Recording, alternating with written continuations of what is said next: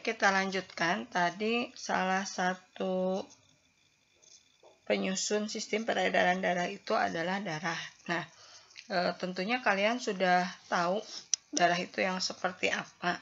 Kita lihat dari pengertiannya, darah itu merupakan jaringan ikat khusus yang terdiri atas sel-sel darah, keping darah, dan matrik yang berbentuk cairan atau yang disebut dengan plasma.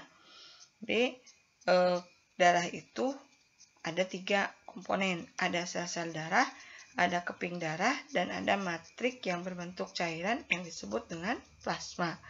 Nah, bagaimana karakteristik darah?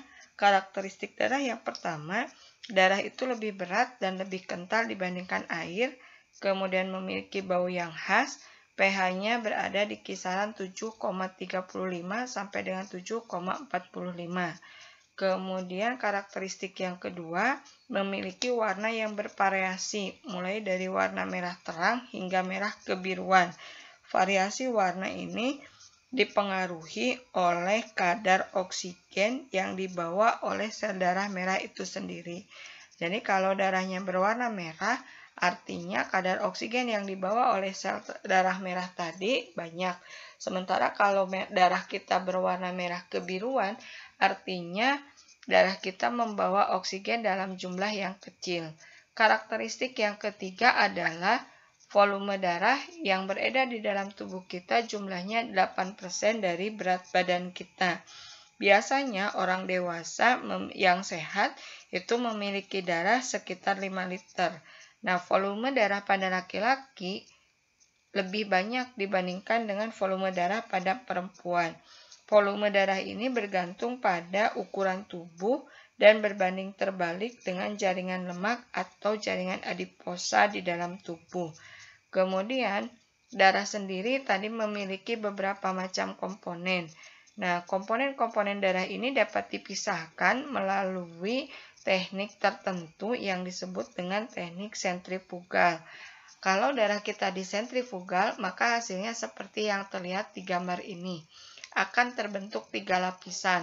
Lapisan pertama warnanya agak kuning, dia disebut dengan bagian plasma, di mana isinya plasma ini mengandung air, protein, nutrien, serta hormon. Kemudian lapisan kedua, ini lapisan yang berwarna kuning terang. Nah, lapisan yang berwarna kuning terang ini merupakan bagian daripada komponen sel darah putih dan keping darah. Jadi di sini ada sel darah putih dan ada keping darah. Dan yang berwarna merah, bagian paling bawah, itu adalah bagian dari hematokrit. Isinya, hematokrit itu adalah sel darah merah. Nah, hematokrit sendiri itu apa? Hematokrit itu adalah rasio volume eritrosit yang dipisahkan dari plasma darah. Jadi ini merupakan perbandingan antara eritrosit yang sudah dipisahkan dengan plasma darahnya. Maka namanya disebut dengan hematokrit. Ya. Kemudian kita akan bahas satu persatu tadi komponen penyusun darah. Komponen penyusun darah yang pertama namanya tadi adalah plasma darah.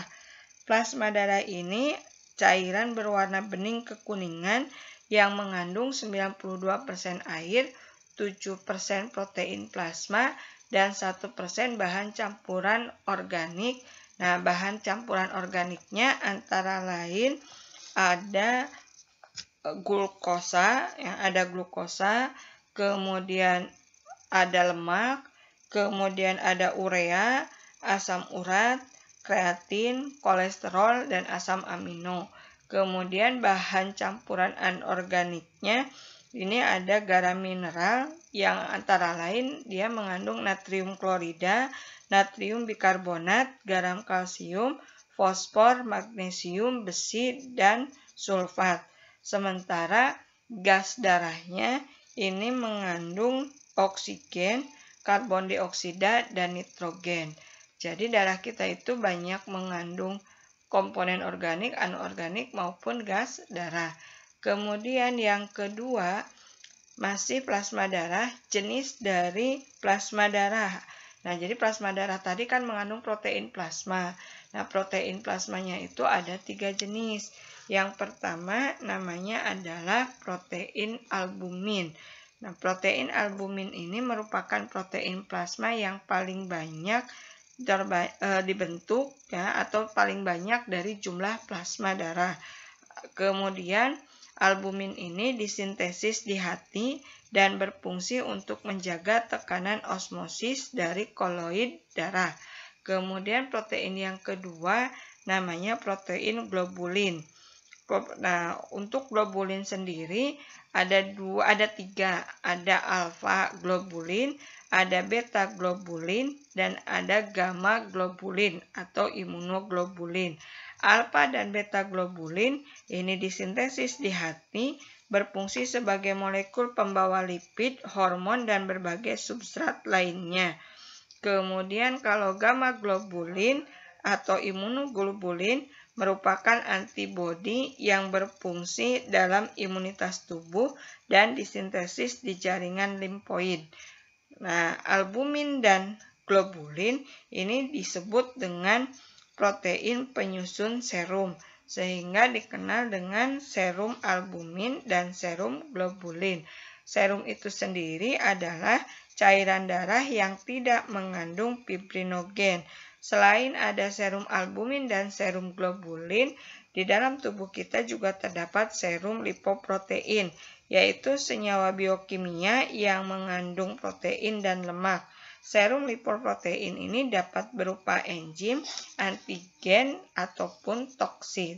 Kemudian gamma globulin atau imunoglobulin merupakan protein dengan muatan negatif yang terlemah dan tadi berfungsi sebagai antibodi. Antibodi sendiri adalah protein yang dapat mengenali dan mengikat antigen tertentu. Antigennya adalah molekul protein asing yang memacu pembentukan antibodi. Kesimpulannya, antibodi akan terbentuk jika ada antigen yang masuk ke dalam tubuh dan semuanya diatur oleh alfa globulin atau tadi imunoglobulin. Yang ketiga, protein yang ketiga namanya protein fibrinogen. Nah, protein fibrinogen ini disintesisnya di hati dan berfungsi dalam mekanisme pembekuan darah. Kemudian kita masuk ke yang kedua, yaitu sel darah merah. Komponen penyusun darah yang kedua namanya sel darah merah. Ini adalah gambar daripada sel darah merah. Dia berbentuk seperti cakram dengan lekukan pada bagian sentralnya yang disebut dengan bikonkav, sehingga struktur eritrosit biasanya dikenal dengan sebutan cakram bikonkav. Kemudian berdiameter antara 7,65 milimikron dan dihubungkan oleh membran sel dengan permeabilitas yang tinggi. Membran sel di dalam sel darah merah ini bersifat elastis dan fleksibel, sehingga dapat memungkinkan sel dapat menembus kapiler atau pembuluh darah kecil. Nah, bagaimanakah sel darah merah ini tadi?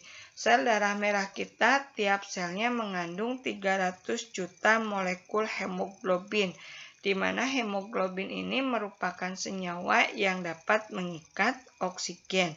Volume hemoglobin mencapai sepertiga dari volume sel darah merah keseluruhan.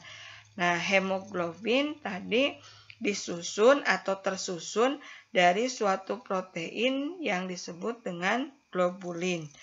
Kemudian globulin ini nanti akan terdapat 4 rantai polipeptida yang melekat pada 4 gugus hem yang mengandung zat besi, makanya disebut dengan hemoglobulin.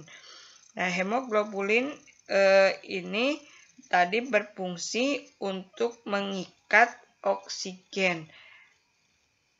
Kemudian jumlah sel darah merah itu di laki-laki yang sehat biasanya berjumlah sekitar 4,2 sampai 5,4 juta sel per milimeter kubik. sedangkan pada wanita hanya 3,8 sampai 4,8